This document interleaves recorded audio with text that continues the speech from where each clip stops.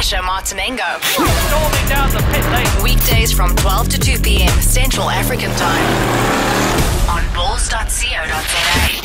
Who the is? And today we're going to find out who the is Ronan Quarmby. I'll tell you a little bit about him. He's known as a comeback kid, but we'll get into that story and how that name came about a little bit later on, because it is a rather freaky, bizarre, kind of, yeah. It's a rather freaky kind of a story. But Ronan, first of all, great to have you in the studio. Thanks very much for coming through, because I know you're quite a busy guy. Yeah, thanks, Sasha. It's awesome being here, definitely. Just got back from Italy like 2 weeks ago, so didn't have the best race of the season. Cause, yeah, we'll talk about that. We'll talk about that. Let's hold on a second. Where are you from? I'm from Joburg. You're a Joburg boy. Yes. Where'd you go to school? I went to Foy's High School. Nothing wrong with that. Yeah, but I dropped out of school at the end of grade 10 because I got offered a ride in Britain. So, okay. Yeah. All right. So when did you start riding bikes? I started riding bikes, I think it was 2006. Started on a 125. All right. So 6 years ago. Yeah. And are you 21? 21 now, yeah. All right. So you started, you're 15 years old. Yeah. And was it always bikes? Did you grow up when you were a teenager, 13, 14, you just sat there and said, I want to ride a bike? I started riding at about the age of 2, 3 on a motocross bike. Did freestyle for 2 years when I was about 10, 11 years old. Yeah. Basically, then just got on a 125 and started from there, built up slowly, and then soon eventually got onto a 600cc, which was a big step. And so from doing freestyle motocross and that kind of stuff, you decided enough of all of the bumpy rides or whatever. What made you want to go into circuit racing?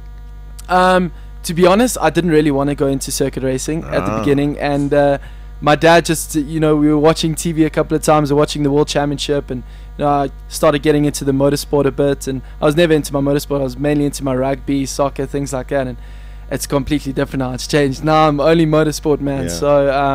Yeah. So I basically got into the on-road racing like that. It was just by watching TV and getting more interested into the road racing. Now, how did you know that you had this kind of talent? Because I think there's a lot of people who also sit there and say, okay, well, give me a 125 or whatever. And unfortunately, someone does have to come last. Yeah. In any kind of a race. Yeah. So how did you know that you sat there and went, wow, I'm pretty damn good at this? I was pretty good when I was on my motocross bike years ago, and with freestyle I think I was always the best out of the brothers, out of my 2 other brothers, and I think that's a diss to them, eh? That was like the one thing that my dad always saw with motorbikes with me. So my eldest brother was also really good with bikes, but my dad just gave me the opportunity, and I jumped at it. I really did, but I didn't think I was going to be so good on a road bike. Okay, so you went on to 125s. Yeah. And then did you race in a championship? Because we had Janine Mitchell in here last week as well. She also went in, started on 125s and those kind of things. So you raced there, and then what was it? Just 125s, then 600s? Yeah. I was too tall I was too tall for a 125. I mean, you are very tall. Yeah, we had Sheridan Mariah here. We had to put lots of he's cushions. A midget we had to put a lot of cushions on the chair for him. Oh, serious? No, I'm only joking. I did 125 for literally like 4 or 5 months, and I think I missed out on the podium like 3 or 4 times. Yeah. It was the first time on a road bike. So my dad just said, let's get onto 600, and I was keen for that. So I started out in the regionals, did I think like 6 months in regionals 600cc, and like my next step was immediately into the nationals. Okay. Jumped into that, and then where was this? Around about 2007, 2008? Yeah, that was about 2007, 2008. Okay, so then you did like 4 years, roughly 3 years racing 600s. Yeah, I did. Well, basically, I started on the 600, I think at the beginning of 2007, end of 2006. Okay. And then 2008, I was offered a ride in Britain, and then went to go race in the British series there, which is extremely difficult. It's one of the top national bike racing world championships in the world. One of the nationals. But now I'm in the world stage, and you can't compare it to anything. No, I can well imagine. But I mean, to go to progress from racing here in South Africa and then go and ride in the UK, I mean, it takes also a lot of money, also a lot of faith in doing it. So how well did you do when you were there? To be honest, I didn't do that well. I crashed a lot. I broke my back in 2008 in a couple of places, so I was out for 4 months. Yeah. So I came back here, recovered, went back there again, and yeah, basically I think I just crashed too often. I was just trying to push too hard. I wanted to be the best all the time, and you know, it didn't happen because I was just crashing all the time. But I think it takes a couple of years overseas before you can actually start winning races, and that's what I'm doing now. This is my second year in the World Championship, and only now am I starting to see results. Okay, no, so that's good. Well, listen, we're gonna take a quick song, and then we're gonna talk about, because I want to talk about crashing. I want to talk about the comeback side of things as well. We've got a couple of questions that are coming up on Twitter as well, which we'll go through in a short while. So stay with us. In studio guest today is international motorcyclist, racer, and of course his name is Ronan Quarmby. We'll be 12. Ronan Quarmby, and we'll find out what he's up to at present. But I want to go back a little bit. Couple of questions. Why? And this is one I had with Brad Binder, I had with Sheridan as well. Why can't SA riders ride that well in the wet and the rain? Which is a really good question. Are we struggling with it? Are you struggling with it when we get those? I mean, especially you went to go and race in England first, not only just Europe, but you went to England. Surely you had a lot of wet weather races. I did. I would say, you know, I've had a lot of people asking me about that, and basically the beginning, I would say after Imola, after I finished third on the podium, we've had I think Assen, which was extremely wet. We've had Monza, which was also extremely wet. But I kind of had a setback mentally, and that was at Assen, where I felt like I couldn't ride in the wet, and those are some of the things that happen in motorsports, and you know, you need people to kind of like try and help you along, and you need people to talk to, and that's why I do see a sports psychologist and stuff. But to be honest, I am really quick in the rain, and I know I'm good in the rain, and Monza I kind of brought that back to life, because I think I started 11th, 12th on the grid, and I moved up to third at the beginning of the race. And in the middle of the race, I wasn't thinking properly when Keenan Sofoglu did a move on me, and I did a drastic move, and I passed him on the brakes immediately, and that wasn't too clever, because I think I could have finished on the podium in that race, definitely. So, you know, Sheridan does struggle a bit in the wet. I know he does. A lot of riders do, but I've had the experience in the rain. I really have, through, like you said, through Britain and things like that. And I think if we do get another wet round, I will definitely be up there. Definitely be up there. All right, no, that's good to hear. The other thing is, you know, you always have the pit girl, the brolly girls around the new motorcycle. Are they friendly? They are, but we don't really talk much, you know. None of the pit girls really talk much with the riders, so it's kind of like a distant thing. That's their job, you know, to get onto the grid and look sexy and things like that, and they get some exposure, but it's you know, we're there for a job, so no, of course, it was just a question that came in no, here. For sure. All right, Ronan, let's go back here. You involved, I think it was a local race here in South Africa, and you had a bit of an accident. Yes. All right. And this is where we get to the whole comeback kid. All right. So you had this accident, you go and get checked out, and all of a sudden they find something else. Tell us exactly what happened. Okay, well, we had the World Superbikes here in 2010. They came for the Kyle Army round, and basically my dad arranged a ride so that Ten Carter could bring a bike for me from the Netherlands to South Africa. We did some testing here with Lance Isaacs and myself, and we were, well, I was supposed to do the whole round, but unfortunately, well, in the practice I did really well. I ended up 4th fastest. I was mainly fastest the whole session. It was the first time in a World Championship that I was riding, and in qualifying, went into qualifying, and I came up to the top at West Bank at Kyalami, one of the corners, and I lost the front end and took out Michele Pera with me, but I realized I couldn't get up afterwards, and it was really the smallest crash ever, and I really couldn't get up, and there was something wrong, and I knew there was something wrong, and I tried to get up, and I felt a massive click, and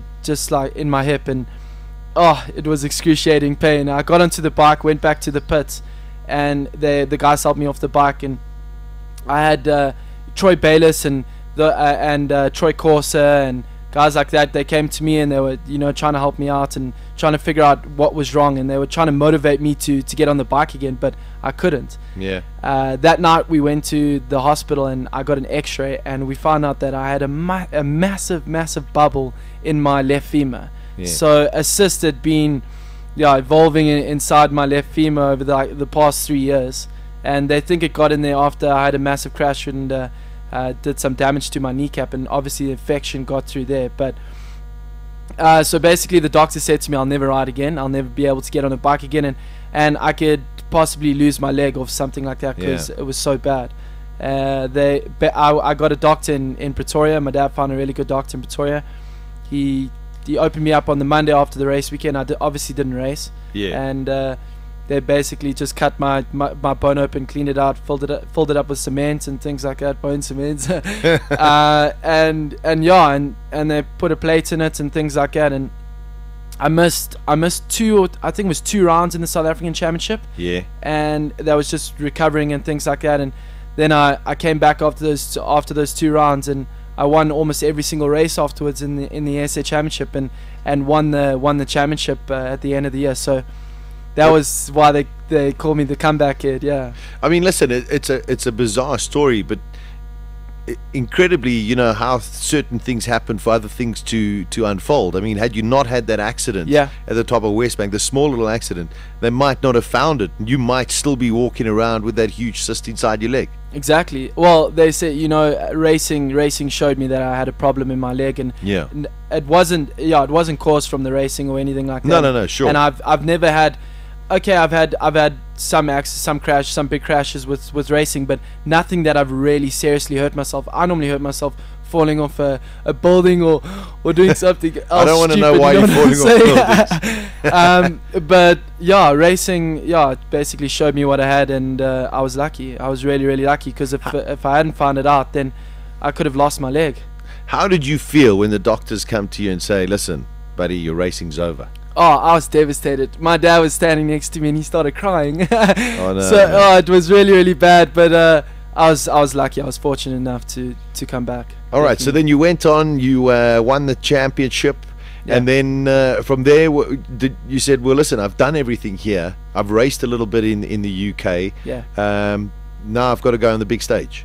Yeah. Well, I see Sheridan, he was riding overseas, rode overseas, came back to South Africa, and it wasn't working for me. I tried that, and I couldn't race in a national championship in South Africa and try and race in the world scene. So I made a decision and said, let me stick to one thing and one championship, and that was definitely the World Championship, because I had the opportunity to ride for Triumph last year in 2011, which my dad funded for the entire year.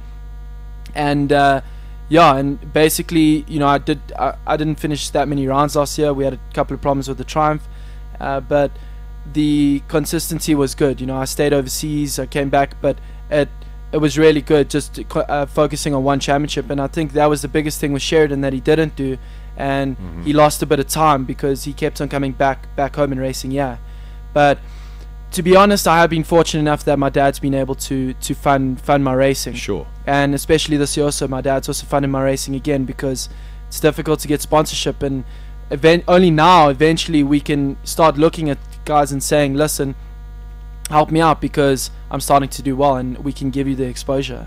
So tell us now what you're racing. You're in the super sports, which is basically one sort of level below the super bikes, and tell us the team that you're riding for. What is your team first of all? Well, I race in the World Superbike FIM Championship, and we basically one category below the 1000 cc's, the super sport, and it's an extremely competitive championship. And I ride for the main, I would say it's the main team for Honda this year in the Super Sport Championship, because we've got 6 riders in the team.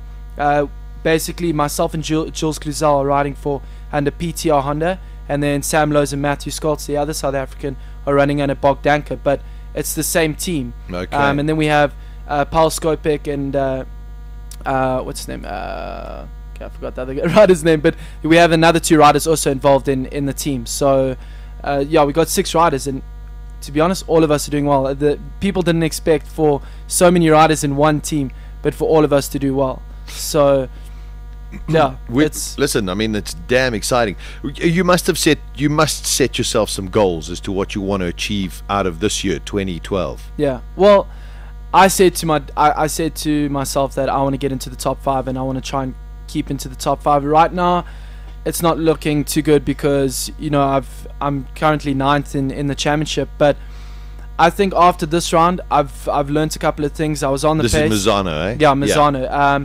I learned a couple of things. I was on the pace. It was I think it was the best qualifying I've had this season so far. Okay. I was only 0.5 off the pace from the leader, and if I had a better qualifying lap, if I'd gotten a better qualifying lap, I probably would have gotten onto the front row. So I think Aragon's next weekend, Spain. Yeah. And I really think I could get a really good result there, keep my head together, and I've been training really, really hard recently, doing yoga early in the morning, cycling in the afternoon, so twice a day fitness, and I think definitely to try and keep that top 5 goal for the end of the year is possible. Well, listen, we'll definitely follow and make sure that hopefully you get there. When it comes to your actual races, is it sort of like 22 laps straight out sort of qualifying pace, or is there quite a lot of strategy, quite a lot of thinking about it in terms of your tire wear, etc., etc.? How do you methodically set out your own race? Well, it does. I've got a crew chief and a mechanic which work on my bike, and we basically the night before, we take 2-3 hours, we go through the data, we look at what the best angle is to approach the race, and what the best tires on, what tires the guys are using, and in the morning, you know, sometimes the weather changes and we have to do different things, but at the end of the day, everyone's in the same boat, and it normally depends on who picks the best tire, but normally the guys use the same tires. So you know, normally the superbikes, they race before us. Sure. So I'll watch them. I'll watch the stock thousands or so, and look at the best possible places to overtake, and what kind of start I'm going to do, and things like that. And it all goes through my head. I analyze a lot of things before I ride, and also because when you get onto the track, as soon as the lights go out, there's nothing. You don't think of a thing. You just flat out the whole way for 22 laps. As a racer is. Yeah. Well, listen, Ronan, it's great to have you here in the studio. Make sure you come and visit us back in South Africa. You've got 8 rounds still left. Yeah. In the championship, and we want to see more podiums and less crashes.